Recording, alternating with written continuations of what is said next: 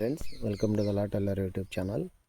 ఇప్పుడు నేను చెప్పే టాపిక్ ఏంటంటే ల్యాండ్స్, సైట్స్ విషయాల్లో డబల్ రిజిస్ట్రేషన్లు జరుగుతూ ఉంటాయి.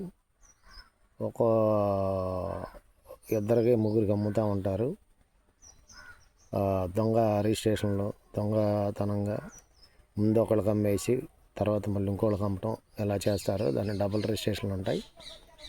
ఈ డబల్ రిజిస్ట్రేషన్లు ఉన్నప్పుడు ఫస్ట్ బయ్యర్కి, సెకండ్ బయ్యర్కి రైట్స్ ఎలా ఉంటాయి అనే దాని గురించి ఇప్పుడు చెబుతున్నాను.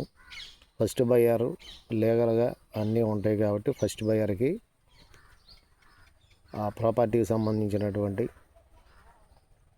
అన్ని రైట్స్ అతనికి వెళ్ళిపోతాయి.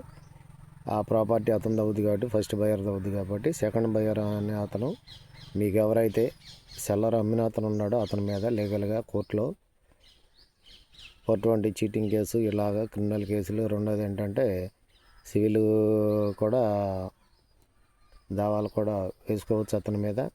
సెకండ్ బయ్యర్గా మీకు ఫస్ట్ బయ్యర్కి అమ్మినట్టు చెప్పకుండా మోసం చేసి మిమ్మల్ని అమ్మినందుకు అతని మీద క్రిమినల్గా కేసులు పెట్టవచ్చు, చట్టపరమైన యాక్షన్ తీసుకోవచ్చు. ఎవరైతే రెండోసారి అమ్మాడో అమ్మిన వ్యక్తి పైన కొన్న వ్యక్తి లీగల్గా నష్టపోవాల్సిన అవసరం లేదు. లీగల్గా చట్టపరమైన చర్యలు తీసుకోవచ్చు, క్రిమినల్గా కానీ సివిల్గా కానీ. సో ఫ్రెండ్స్, ఈ డబుల్ రిజిస్ట్రేషన్లో ఫస్ట్ వ్యక్తి, ఫస్ట్ సెల్లరు, ఫస్ట్ బయ్యర్ అనే అతను లీగల్గా ఓనర్ అయినా కానీ రెండో బయ్యర్ లాస్ పోకుండా రెండో బయ్యరు సెల్లర్ మీద మీకు ఎవరైతే అమ్మారో అతని మీద కోర్టులో క్రిమినల్ కేసులు, సివిల్ కేసులు ఫైల్ చేసుకోవచ్చు. మీ మనీ రికవరీకి ఇబ్బంది లేకుండా మీరు కోర్టులో దావాలు వేసుకోవచ్చు.